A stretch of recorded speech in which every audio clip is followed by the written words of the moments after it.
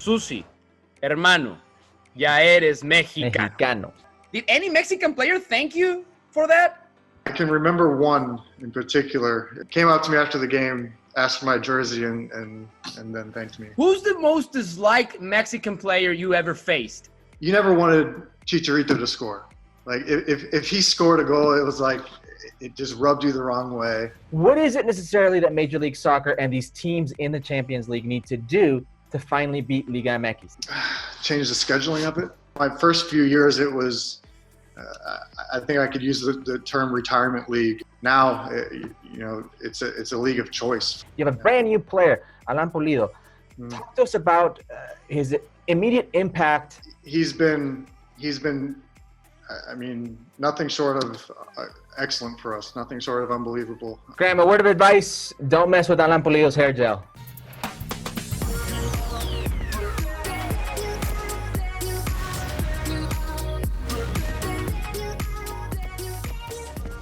Charlas de cuarentena de Ahora o Nunca en ESPN se visten de gala, muy de gala.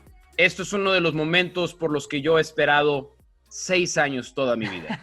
Primero que nada, decirle bienvenido, saludar a uno de los grandes futbolistas de los Estados Unidos de la última época, el líder en Sporting Kansas City, Graham Zusi, señoras y señores, está con nosotros. Graham, bienvenido, ¿cómo estás? Bien, gracias. Excelente. Ok. Lo voy a decir esto primero en inglés y luego ya podemos combinar un poco en inglés y en español. I've been waiting for this moment for 6 years. This is the first time that I get to talk to you. 7 years. 7 years. It's going to be 7 years. You're right. Yes. And I just want to say thank you, man. I really appreciate that goal that sent Mexico to the World Cup 2014. And I've been saving this bottle of a very fine tequila over these years, which I was planning on giving it to you, but now that we get to talk, I'll drink it for you, and then I'll just get another one for whenever we meet in person. Okay. But how many times have you got this kind of expressions and words from Mexican fans in the past 7 years? Probably too many to count now, but I will say, unfortunately, the invitations and the free vacations are starting to slow down, which is unfortunate. No. Have you gotten these type of perks? I mean, when you go, I mean, I'm sure you go on vacation. You've been in Mexico. Do people recognize you? You know, I have not. Other than playing in competition, I haven't been down to Mexico since. Okay. But no, so other than being at the stadiums and playing in Champions League or whatever, no, I haven't been down, unfortunately. Do you remember the date? Because a lot of Mexican fans remember the date. The exact date? No, I don't. October 15th. Yeah. Well, I will say, for as many of the Mexicans who give me shout-outs and appreciation, there's just as many Panamanians who are doing it. Yes. I bet. But let me say this. We were talking to Cristian Martinoli, who's one of the play-by-play guys in Mexico Azteca National Network. And I don't know if you know this, but at the time, Mexican TV stopped showing Mexico's game and just switched to U.S. playing Panama. And he started doing play-by-play of that. He stopped doing play-by-play of the Mexico game and just switch to your game, and you understand how big that was at the time. Mexico not making it to the World Cup in terms of business, it is one of the biggest things in the country, just having the team playing the World Cup every 4 years. But now if we fast forward 4 years, the U.S. didn't make it to the World Cup, and maybe you got a hold of what all those Panamanians felt at the time. How hard was that for you? See, I don't know if you even saw the World Cup after you guys were eliminated from competition. It was devastating. It's as simple as that. A moment of just absolute disbelief, not just in that moment, but for years afterwards as well. So just a very difficult time for us as players and for our country and U.S. soccer. Something that I don't think we'll ever live down. So Yeah, just a very sad moment in our history. Graham, you got a very unique perspective on this, being the man who was indirectly responsible for sending Mexico to that playoff game against New Zealand. The U.S. men's national team didn't qualify with 12 points. The Mexican national team qualified with 11 points. What are your thoughts on this? That's football, as they say. There was that small chance that Mexico could repay the favor towards us, but I don't think any of us were holding out hope for that to happen. But yeah, that's the way things go sometimes. When you look back and you think now of the future of the U.S. men's national team, where do you think the team stands right now in terms of a new manager, a lot of new players as well? How's the future looking now for the U.S. men's national team? Well, there's no doubt that there's an extreme amount of talent in this player pool, and I completely understand the direction that they went after we didn't qualify. Very much a rebuilding and seeing what we have out there, giving a lot of new guys opportunities, and I think that's a good thing. I like that Greg has such an identity in his team and a way that he wants to play. But it's going to be interesting to see how things start to shape up when real competition starts coming, when there's qualifications on the line and whatnot. I think, like I said, I mean, and there's no doubt in the talent pool that we have. It's been great to see some of these younger players step up for their team and for their country. But no, it's a little bit of a waiting game to see how he approaches these the next step and the next level. Graham, you're obviously a Florida native, and there's this rumor going around, and one of the ideas is being floated by Major League Soccer of having all the players, all 26 teams at Disney World in Orlando, and they'll be there, and it'll be sort of a hub, and you guys would play sort of a tournament-style setting, and it'll be you guys for 2 months there. What are your initial impressions of getting everybody under one roof and maybe trying to figure out a way of finishing the season out? And off those impressions, any guarantees as far as safety and testing that the players have been assured? Yeah, that's a fairly new idea and something that we've just heard pretty recently. So it's hard to give all my feelings and emotions towards it just because I don't have all of the facts in front of me.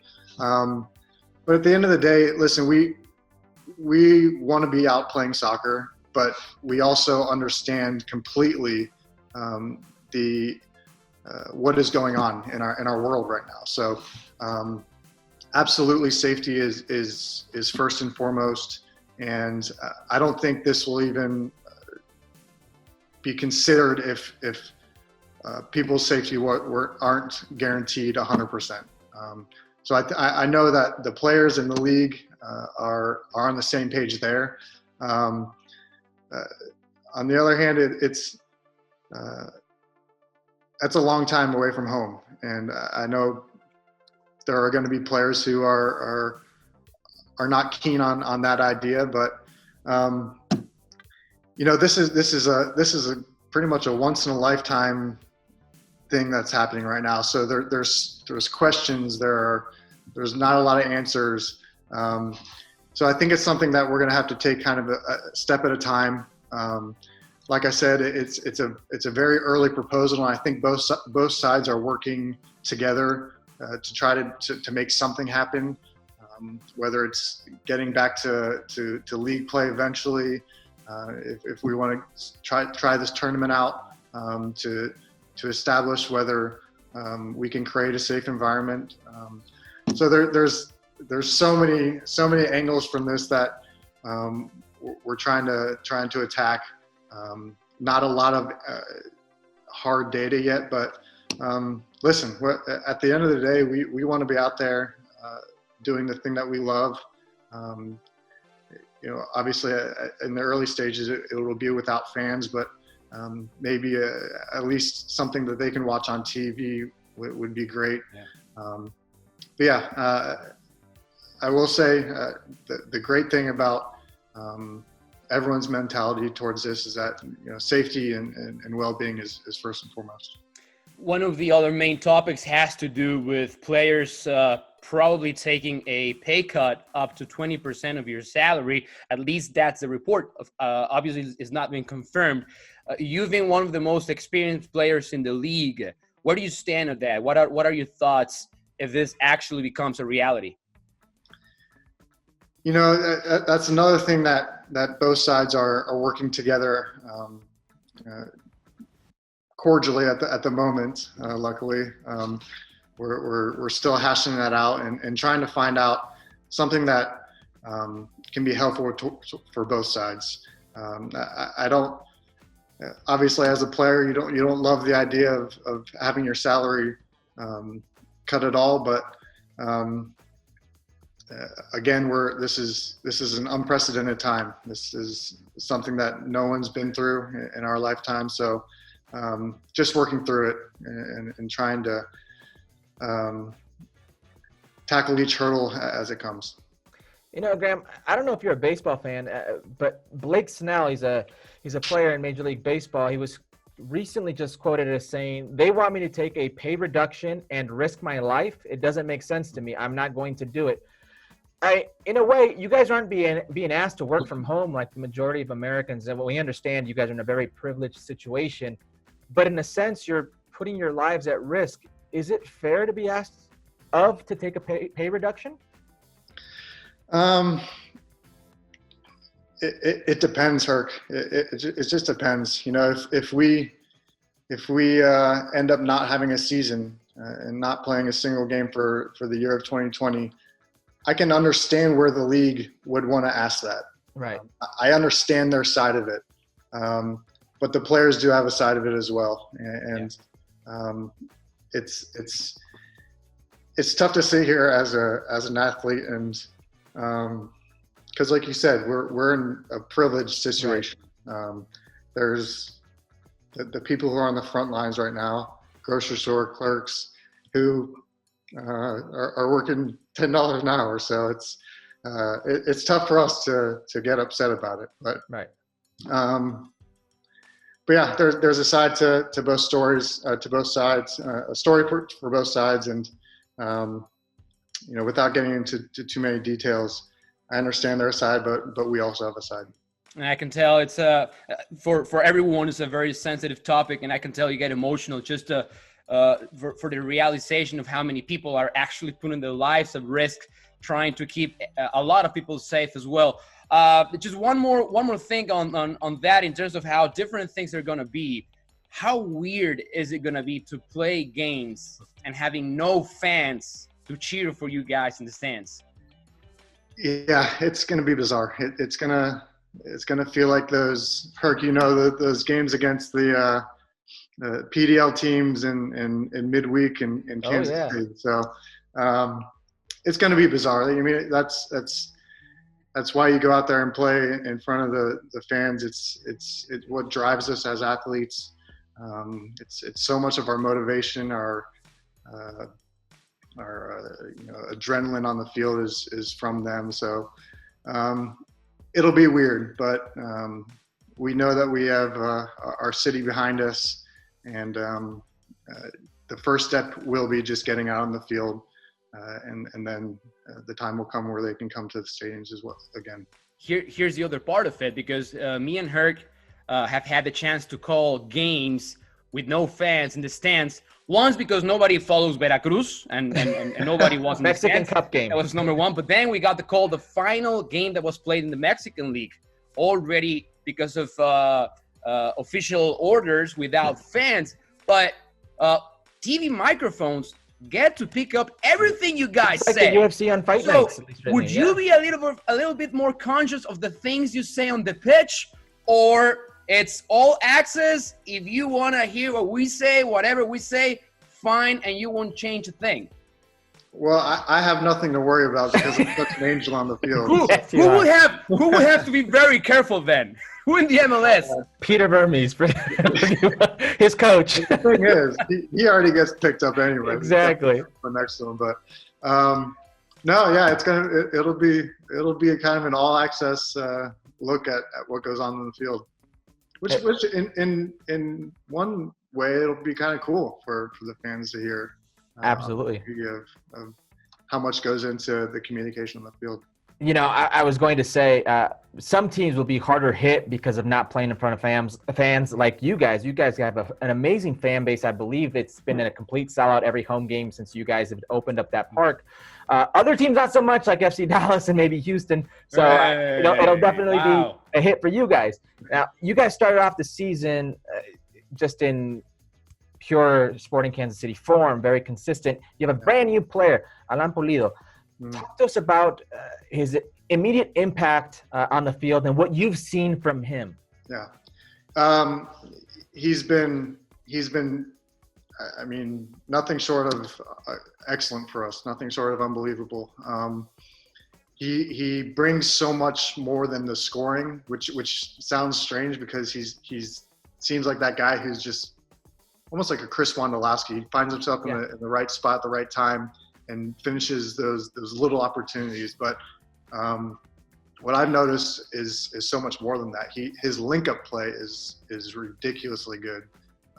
He finds those pockets as a center forward, and holds the ball up well and allows us. You know us in Kansas City. We love that. Get the outside backs going forward.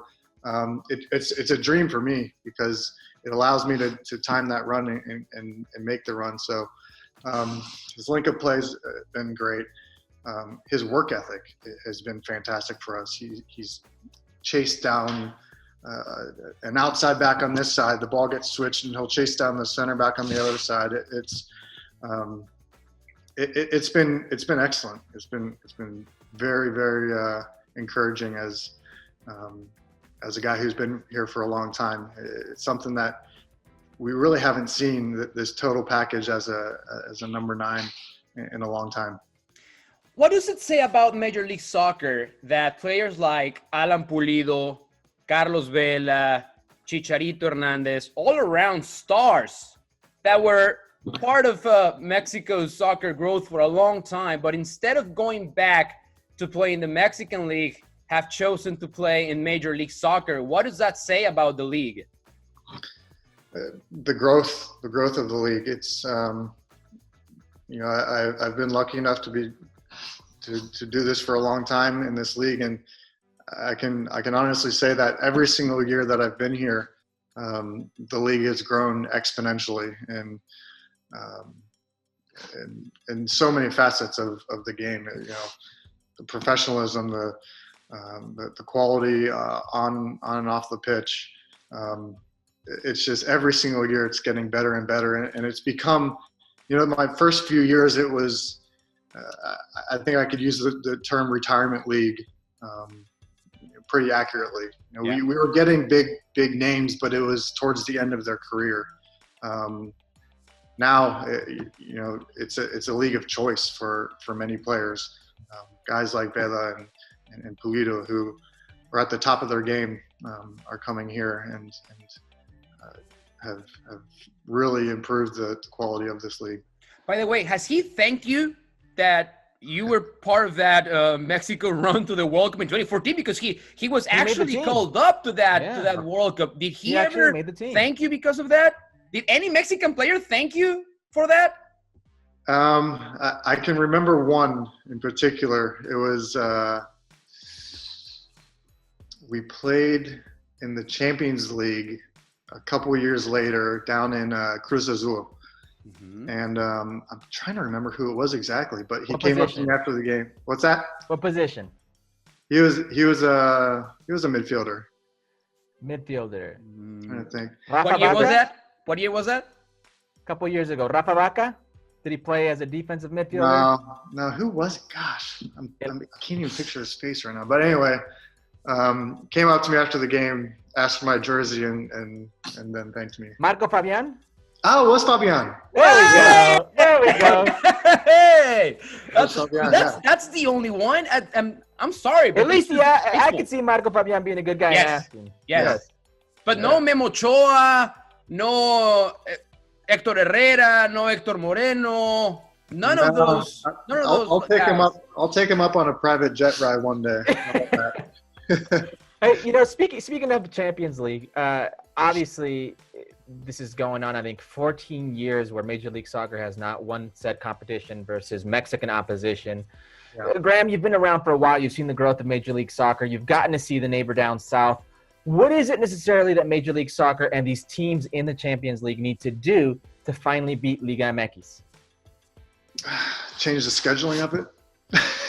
Thank you. Yes. I mean, for as much as it sounds like an excuse for our league, it's a factor. Yep. I'm not saying it's all of it, but it's definitely a factor. And then, you know, the quality. You can't deny the quality that the Mexican league has. Not just in their first 11. I think that has the gap there has been tightened quite a bit. But the from top to bottom, from They have deeper rosters. 1 to player 23. Yeah. I think that's something that we need to close. When we speak of rivalry, we usually speak of national team level. We usually don't speak at the club level, but I think lately that's been the case. And we just saw what happened between LAFC and León. León being the best team for the past year, maybe, in the Mexican league. Statistically, yeah. Even if they didn't win the title, but in terms of just display, Right. the eye test told us that León was the better team all around. How do you see that gap closing every year, every season a little more? And what needs to happen for Major League Soccer teams to reach that level consistently, not just every once in a while, like it happened with Toronto once?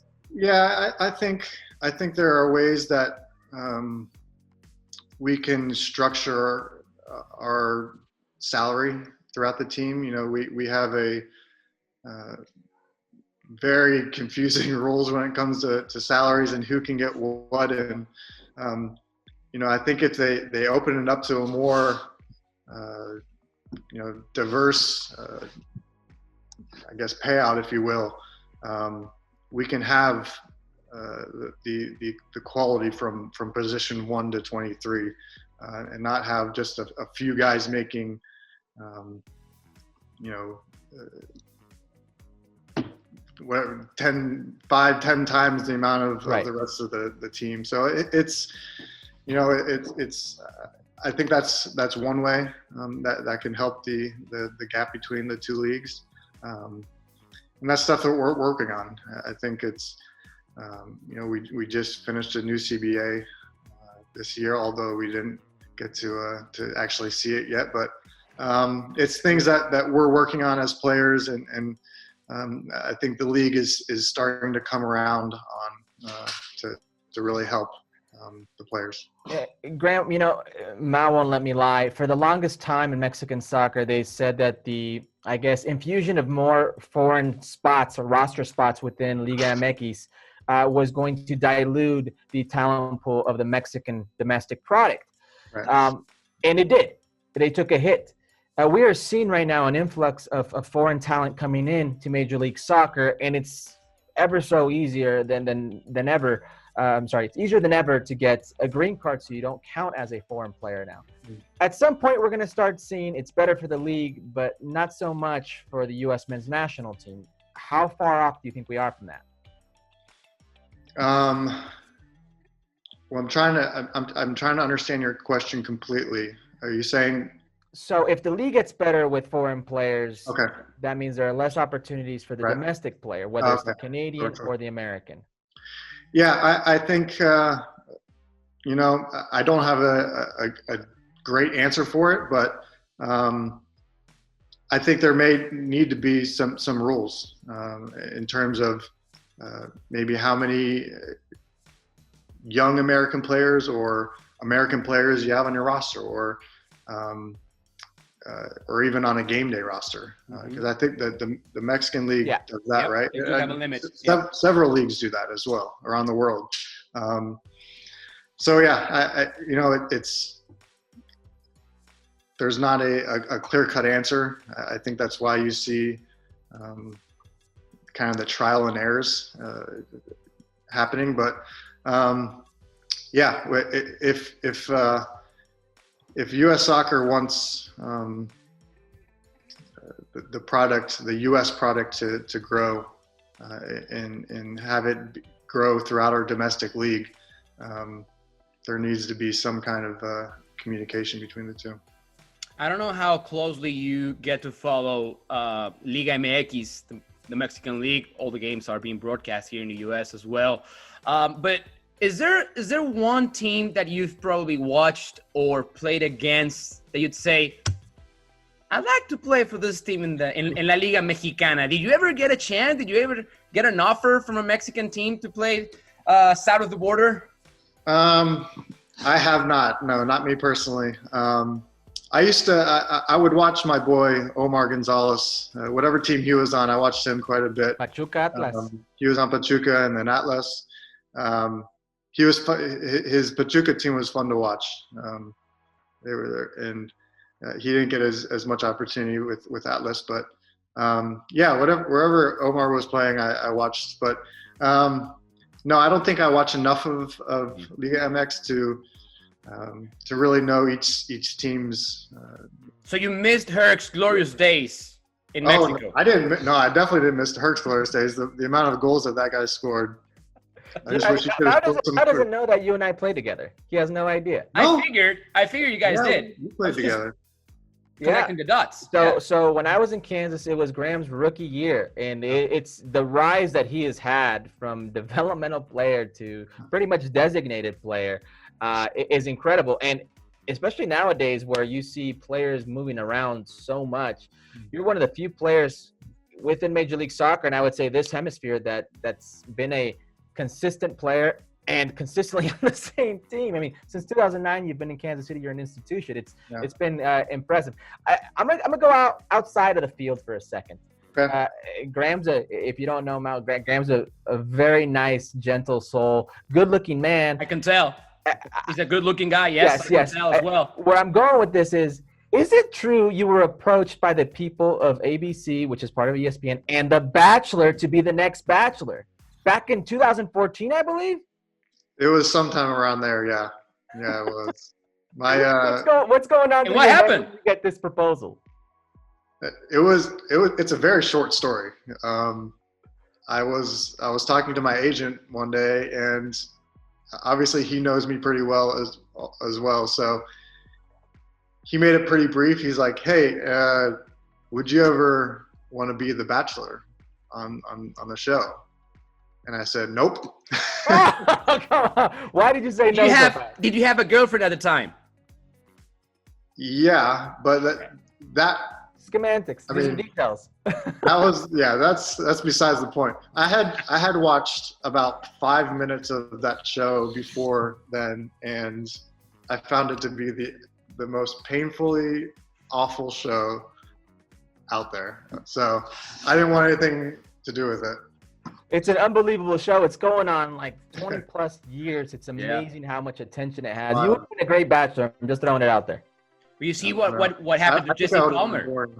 Jesse Palmer was an okay Aaron Rodgers' brother player, as well. Then he became the Bachelor. Aaron Rodgers' now brother. he's one of the most prominent analysts on TV. I haven't watched a second of it since. Yeah, you're not missing out. Trust me. Yeah, you did probably the right move for your career because you ended up playing the 2004. I believe they recorded in the summer, and you had better things to do that summer. You were at the World Cup. Yeah, I was a bit busy. And yes, of course, I knew you guys played together. Here's the deal, Graham. Herc played in so many teams that it's hard to name a player that hasn't been Herc's teammate. You know, his 15-year run as a professional soccer player. So I think you guys played together. Did you come back to Kansas City for a short? No, I didn't come back to Kansas. No, they held my rights up until I came back to, I believe, Toronto. But no, there was a little bit of interest for me to go back there. But when we played together, it was a different Kansas City. I don't know if Mal's ever seen the video of David Beckham kicking a soccer ball like 60 yards through was it a bullseye in a baseball field?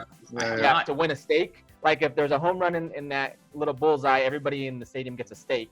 Well, he hit a soccer ball through it. That's where we used to play. It was called Community America Ballpark, and it was probably 12,000 people was the capacity of it. You used to play over a baseball mound. It was very small and intimate. Those were the days when I played in Kansas City. Nothing like what Graham and the Sporting Kansas City have today. Oh, by the way, one final thing from my side. Speaking of the rivalry at national team level, because you played Mexico so many times and you understand the rivalry. Who's the most disliked Mexican player you ever faced? Does Hurt count? No, because he's not. He's Mexican when it suits him, and it almost never is the case. God, that's tough. I mean, There has to be one. you hate to make it against about one player. I think that just the hatred between the two sides. It's such a great rivalry. I mean, it's up there with the best out there. But you just you never wanted Chicharito to score. Like if he scored a goal, it was like it just rubbed you the wrong way. And then for Rafa Marquez to be playing until he's 47 years old, that it's obnoxious as well. Were you there in Columbus when he scored the game winner? Yeah. Okay. Yep. What's your record versus Mexico? I think it's a positive one. Oh. I think it's positive. Yeah. Yeah, because you were on the field. We were both on the field together when we won at the Azteca. Memory serves me correct. We were both there. I've actually never lost in Mexico. Yeah, that makes two of us. I think it's only fair that you have never lost in Mexico. By the way, I think it's only San fair. Zusi. Yeah. Graham, we've taken already too much of your time. You've been very kind, and it's great to talk to you. Stay safe. And whenever feels right to go back on the pitch, we wish you all the best. And just remember, whenever you come to LA, this beautiful bottle of tequila is going to be here waiting for you. Because never forget, Zusi, hermano, ya eres mexicano. Graham, a word of advice, don't mess with Alan Pulido's hair gel. We'll leave it at that. Never. Or his Ferrari. Now I really want to. He takes care. Or just ask him to let you have a little spin on his Ferrari. That's a good idea. Maybe I'll do that. Not too bad. Graham Zusi, thank you so much for being on Ahora o Nunca. Really appreciate it. Thank you guys.